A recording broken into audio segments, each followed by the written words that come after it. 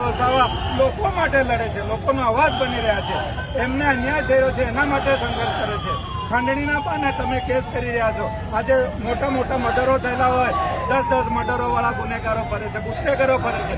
તમામ ભાજપના ભ્રષ્ટાચારી નેતાઓ આજે છૂટા ફરે છે. તો અમારા નેતા છે એ ખરેખર નિર્દોષ છે અને એને તમે અન્યાય કર્યો છે. એની સાથે સાથે 9 માણસો બીજાને પણ તમે અન્યાય કર્યો છે. આ નાની બાળકી માટે અમે ગુજરાતમાં જે પણ લડત આપવાની થાય એ લડત આપવા માટે અમે તૈયાર છે. અમારી જનતા પણ તૈયાર છે અને લોકોને પણ અપીલ કરું છું, આવા નેતા આપણા દબાઈ જશે તો આ ગુજરાતમાં આ ભાજપનું રાજ તો થશે પણ આપણને બધાને ગુલામીમાં રાખશે. એટલે આ ભાજપની સરકારને જડમાંથી ઉખાડીએ એવી મારી વિનંતી છે. હેલો નમસ્કાર મિત્રો, જય જોહાર, જય આદિવાસી.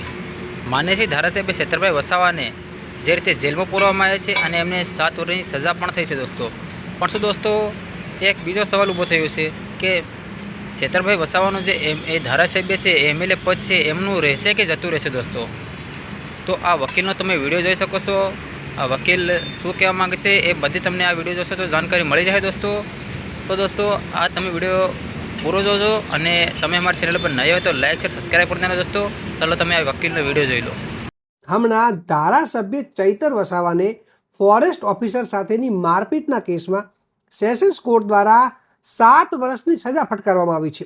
હવે સવાલ એ છે કે શું તેમનું એમએલએ પદ જતું રહેશે?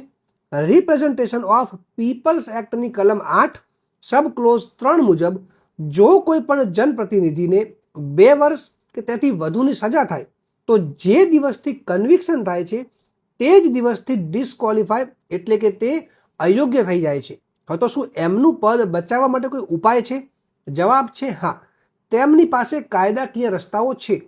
તેઓ ઓનરેબલ ગુજરાત હાઈકોર્ટમાં અપીલ કરી શકે છે અને સસ્પેન્શન ઓફ સેન્ટેન્સ માટે એપ્લિકેશન કરીને જામીન પણ મેળવી શકે છે. પણ યાદ રાખજો, ધારાસભ્ય પદ બચાવવા માટે માત્ર જામીન પૂરતા નથી. પોતાનું પદ ચાલુ રાખવા માટે તેમને કોર્ટમાંથી કન્વિક્શન સ્ટે એટલે કે સજા પર સ્ટે મેળવવો જ પડશે. હવે જો કન્વિક્શન સ્ટે થઈ જાય તો જ તેઓ ધારાસભ્ય પદ પર બનેલા રહેશે, નહીં તો તેઓ ડિસ્ક્વોલિફાય ગણાશે.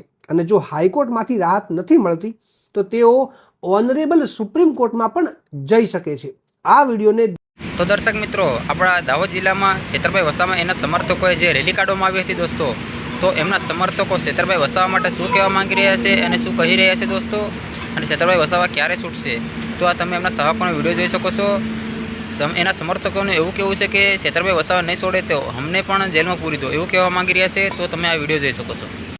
આજ રોજ દાહોદ જિલ્લામાં અમારા આદિવાસી સમાજ વતી તેમજ આમ આદમી પાર્ટી તેમજ તમામ સમાજો વતી આજે ચૈતરભાઈના સપોર્ટમાં અમે એક રેલી યોજી છે અને અમે આ ન્યાયપાલિકા પાસે એવી આશા રાખીએ છીએ કે જે નાની બાળકી છે ચૈતરભાઈને, તેને અન્યાય થઈ રહ્યો છે, ચૈતરભાઈને પણ અન્યાય થઈ રહ્યો છે અને આજે 17 થી 18 દિવસ થયા છે.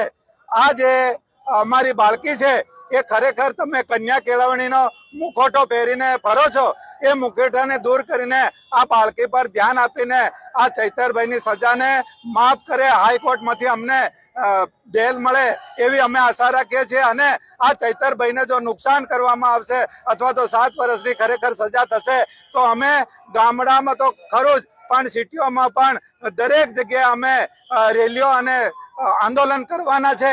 તેથી અમારી સરકારને વિનંતી છે કે અમારા ચૈતર વસાવા લોકો માટે લડે છે, લોકોનો અવાજ બની રહ્યા છે, એમને અન્યાય થઈ રહ્યો છે એના માટે સંઘર્ષ કરે છે. ખંડણીના પાને તમે કેસ કરી રહ્યા છો. આજે મોટા મોટા મર્ડરો થયેલા હોય, 10 મર્ડરો વાળા ગુનેગારો ફરે છે, બુટલેગરો ફરે છે. તમામ ભાજપના ભ્રષ્ટાચારી નેતાઓ આજે છૂટા ફરે છે. તો અમારા નેતા છે એ ખરેખર નિર્દોષ છે અને એને તમે અન્યાય કર્યો છે. એની સાથે સાથે 9 માણસો બીજાને પણ તમે અન્યાય કર્યો છે.